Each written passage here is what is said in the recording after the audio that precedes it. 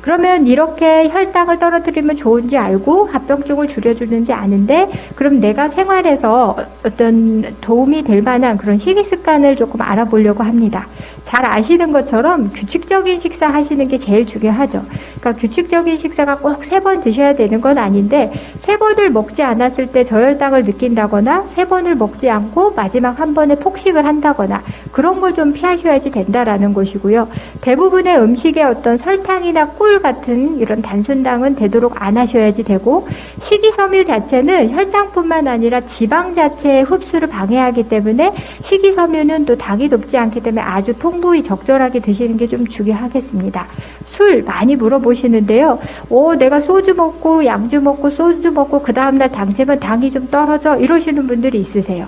그래서 독주 같은 경우에 있어서는 순간에 혈당을 떨어뜨릴 수 있지만 무영양소 고칼로리이기 때문에 그 술에서 나오는 여러 가지 지방 자체가 앞서 말씀드린 인슐린 저항성을 발생하게 합니다. 그리고 췌장 기능을 나쁘게 하기 때문에 술은 이제 각 잔으로 2잔 이하, 저희가 빼갈 소주, 양주, 맥주, 와인잔이 다 크기가 다른 이유가 있잖아요. 근데 꼭 막걸리 잔에다 꼭 소주 따라 드시고 그러시면 안 된다는 거죠. 그래서 최소한 어떤 2잔 미만으로, 그리고 최근에는 또 1잔까지로 줄여야 된다라고 하는 것입니다. 근데 소주가 까면 2분이서 드시면 7잔 반이라서 최소 3잔을 먹게 되니까 아예 열지 말으셔야죠. 혈당에 있어서 이런 밥, 잡고 이런 거는 다 아시더라고요. 당을 올린다. 근데 콩은 단백질인 줄 알았는데 완두콩은 좀 달달하잖아요. 그래서 완두콩은 당을 올릴 수 있는 좀 콩입니다. 그리고 감자는 제 주먹만한, 요게 이제 140g 잡으시는데요. 감자보다는 고구마가 더 맛있잖아요. 근데 고구마는 그것보다 반절 정도밖에는 이제 섭취를 하실 수가 없고요. 하지만 일상생활에서는 고구마는 내가 맘먹고 먹어야지 들어오게 되는데, 감자는 저희 한국 음식에는 반찬으로 많이 들어오는 것 같아요. 볶음도 있고 조림도 있고 볶음탕에도 들어가게 돼서 이런 감자를 들어가게 되는 식사는 조금 많이 배제하셔야 되고요. 도토리묵도 이제 반모 정도 들어가게 되면 이제 깻잎이나 이렇게 쑥갓 넣고 이제 저희가 들깨가루 해서 이제 무쳐서 드시는 경우, 양념해서 드시는데, 도토리묵은 전분 때문에 당이 좀 올라간다라고 이렇게 알고 계시면 되겠고요. 튀밥도 그냥 헛배만 부르는 거 아니에요. 한 공기 반 정도 드시면 요것도 그냥 밥 3분의 1 먹은 거니까 요것도 주의하셔야지 됩니다. 또 마하고 저희가 바나나하고 해서 이제 갈아서 드시는 그런 아침 모닝 식사에 마도 한 100g 정도 들어가시면 밥 3분의 1 값이거든요. 그리고 많이 물어보시는 게 돼지 감자 그렇게 당뇨에 좋다는데 같습니다. 일반 감자나 돼지 감자도 당 지수는 일단은 같기 때문에 그것도 조심하셔야 돼요. 가을 되면 우리 또 토란국 끓여 먹고 그렇잖아요. 근데 그 토란도 저희가 당을 올리는 거기 때문에 어떤 국 끓여 드시고 하는 데 있어서 선택하는 데도 조심하셔야지 됩니다.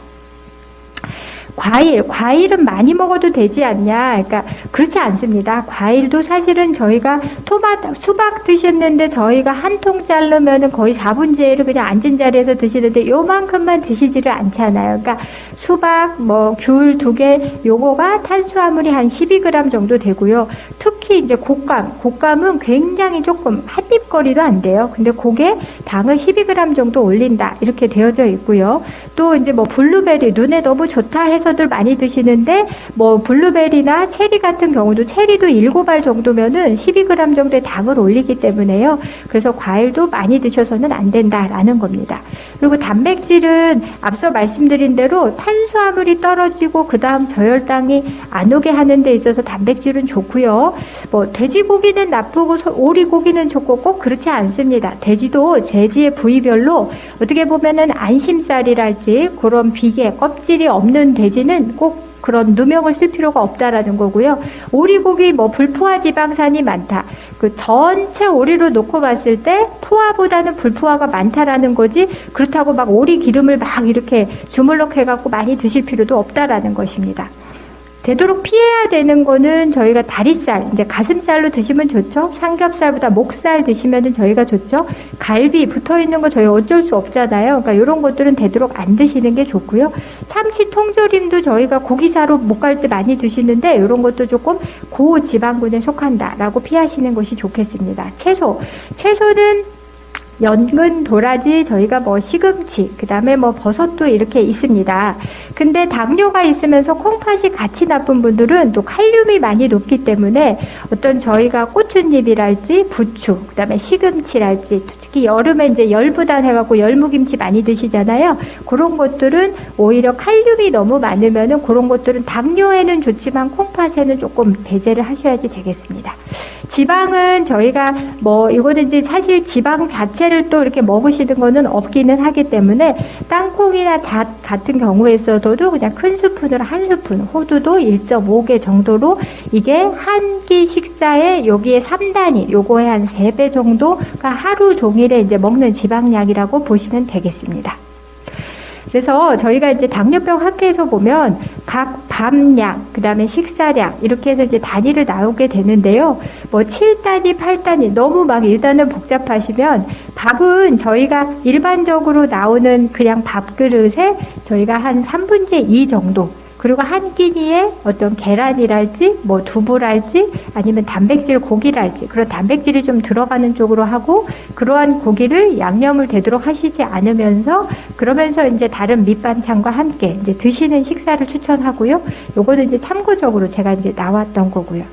그리고 이제 당 지수라고 하는 것이 있는데요. 아까 저희가 쭉 나열했었던 그런 음식에 있어서 완두콩은 단백질인 줄 알았는데 당이 좀 있더라 이 말입니다. 그래서 당 지수의 의미는 포도당 100g을 기준으로 했을 때 음식을 50g 섭취했을 때 같은 음식의 양에 있어서 어느 정도 당을 올리겠는가라고 하는 것이고요. 그다음에 조금 높은 당이 당연히 뭐 설탕, 식빵, 초콜릿 아까 나쁘다는 거 다 그렇고요. 낮은 당 지수가 이제 혼합작곡, 토마토, 사과, 그러면 이제 그 양배추 같은 거, 이런 보리 같은 거. 근데 이제 혼합작곡으로 밥을 해서 밥을 2배로 드시면 어차피 똑같아진다는 거죠. 그러니까 당이 없는 거는 아니고 있는 경우에 있어서도 비교적 당직수가 낮은 거를 선택을 하되 양을 좀 줄여야 된다라고 보시면 되겠습니다. 근데 뭐 이런 거 내가 너무 복잡해서 잘 모르겠다라고 하셨을 때 저희가 이제 살펴보면 어떤 식품 교환표라는 것이 있고요. 그래서 그걸 잘 모르겠으면 이제 당뇨병 학회에 들어가 보시거나 아니면 뭐 식품 영양 교환표라는 것이 있습니다. 그래서 그거를 해서 호환 단위로 조금 바꿔볼 수가 있고요. 또 어떤 식품 내가 이제 삼겹살 말고 나는 목살 사라고 해서 목살을 샀는데 목살을 구워 먹는지 수육을 해 먹는지 제육볶음을 해 먹는지에 따라 굉장히 다르거든요. 이렇게 갈비찜을 해가지고 드시는 것보다는 또 제육볶음으로 고추장 양념에 올리고당 해서 막 드시는 것보다는 그냥 수육으로 해가지고 좀 양념이 없이 드시는 게 굉장히 중요하고, 우리나라는 굉장히 양념 또 솜씨 좋은 어머니들 너무 많으셔서 양념을 좀 세게 진하게 맛있게 해서 드시는 경우가 많아요. 밥을 부르는 반찬들이 많아서 그런 것들은 좀 삼가하시는 게 좋겠습니다. 그리고 또 간혹 질문을 많이 하시는 것 중에 저탄 고지방 시기, 저탄수화물 고지방 시기가 한때 5년 전에 막 방송 매체에서 많이 이렇게 보도가 되었고, 그렇게 해서 결국은 아까 당지수가 낮은 거 먹으라고 그랬으니까 당지수가 좀 낮은 거를 먹고 그 배고픔을 지방으로 채우자라고 하였는데, 그때 이제 많은 사회적 이슈가 됐었고, 이미 5년 전에 내분비학회, 당뇨병학회, 비만학회, 영양학회, 지질동맥경화 학회에서 어쨌든 저탄 고지방 식사에 대해서는 오히려 심각한 위해를 초래할 가능성이 좀 있다. 그래서 되도록 하시지 말라라는 게 이제 결론입니다. 하지만 이제 탄수화물이 조금 더 적고 지방보다는 콩팥이 나쁘지 않는다면 단백질 식사를 조금 더 하시는 게 고지방 식사보다는 도움이 되겠습니다. 두 번째 질문을 받는 것 중에 하나는 간헐적 단식에 대해서, 간헐적 단식이 5일은 금요일까지 제대로 먹고 이틀은 24시간 단식을 하고, 또는 시간 제한처럼 16시간 동안에는 단식을 하고 8시간 안에만 밥을 먹고, 이런 식으로 간헐적 단식도 한때 대유행을 했었었죠. 근데 결론은 간헐적 단식이나 시간 제한 단식이나 결국은 제한된 시간에 일단은 먹게 되고 안 먹는 시간이 있기 때문에 양이 적어지더라. 그래서 살이 빠지더라. 그게 결론이었기 때문에 저희가 굳이 무리해서 오이를 잘 먹고 이틀을 쫄딱 굶고 그러면 오히려 당뇨는 위험할 수 있죠. 그래서 당뇨병 학회 자체에서도 단헐적 간식을 권장하기는 좀 어렵다라고 하였고요. 오히려 저희가 시간 제한 다이어트라고 해서 해 떠 있을 때만 먹자 이거죠. 아침 7시에 아침밥 먹었으면 저녁 7시 안에 먹는 거 딱 끝내고 그러고 나서 12시간은 드시지 말자. 근데 뭐 우리 일반적으로 규칙적으로 살게 되시면 그렇게 하시는 거잖아요. 그래서 되도록이면은 주무시기 전에 그럴 때는 이제 드시지 않는다라는 거에 되겠습니다. 마지막으로는 이제 자가 혈당 측정인데요. 이제 물어보세요. 집에서 혈당 재서 얼마면 좋아요? 그래서 공복에 100, 식후 2시간을 했을 때 140, 식후 2시간은 제가 아까 1시에 식사를 했으면 식후 밥을 5분 먹든 20분 먹든 3시에 2시간 있다가 혈당을 검사하는 것이고 그게 공복에 100, 식후 2시간이 140이 정상 수치입니다. 거기까지 안 간다고 실망하지 마시고 당뇨 환자분들의 경우에 있어서는 공복에 80에서 130, 2시간에 180 정도까지 가시면 되거든요. 그래서 예전에는 이 혈당 측정기를 사면 무슨 코드를 맞추고 무슨 칩을 끼우고 굉장히 복잡했었어요. 근데 최근에는 이제 노 코딩 제품이 굉장히 많기 때문에 어디 버튼을 전원 버튼 누를 것도 없이 그냥 손 깨끗이 씻으시고 검사지 삽입하시고 체열하시고 피 묻히면 이렇게 수치가 나오는 굉장히 간단해졌습니다. 그래서 요즘에는 뭐 80세, 91세 할머니도 얼마 전에 굉장히 하루에 3번씩 그것도 2달을 해오셨더라고. 제가 너무 칭찬해 드렸는데요. 특히 그러면 혈당 측정을 하기 전에 손을 깨끗이 씻는다거나 알코올을 소독하는 이제 마루는 체열을 하라고 하는데요. 저희가 이제 손가락을 할 때 대부분 여기 도톰하기 때문에 요 가운데를 하시려고 하는 수가 많은데 그쪽으로는 신경 발달이 더 많고요. 그 가장자리 쪽으로 혈류 발달이 더 있어요. 그래서 여기 보시는 것처럼 손가락의 양 옆에 사이드 쪽으로 하시는 게 조금 더 좋다. 그리고 손을 씻어야 되는 경우는 이물질이 묻어 있을 경우에 있어서 특히 화장품이랄지 다른 거가 묻어 있을 경우에 있어서는 이게 글루코스 옥시데이즈라고 하는 어떤 효소를 가지고 측정을 하기 때문에요. 그래서 조금 오차가 있을 수 있기 때문에 되도록이면 손에 아무것도 없으면 좋다라는 것입니다. 그리고 두 번째로 이제 혈당 측정에 있어서는 혈당 측정, 요런 이제 제가 기사를 중앙일보랑 이렇게 뭐 청년의사랑 해가지고 좀 따왔는데요. 연속 혈당, 아까는 제가 자가 혈당, 집에서 한두 번 내가 해보고 많이 하면 7번 정도 했었는데요.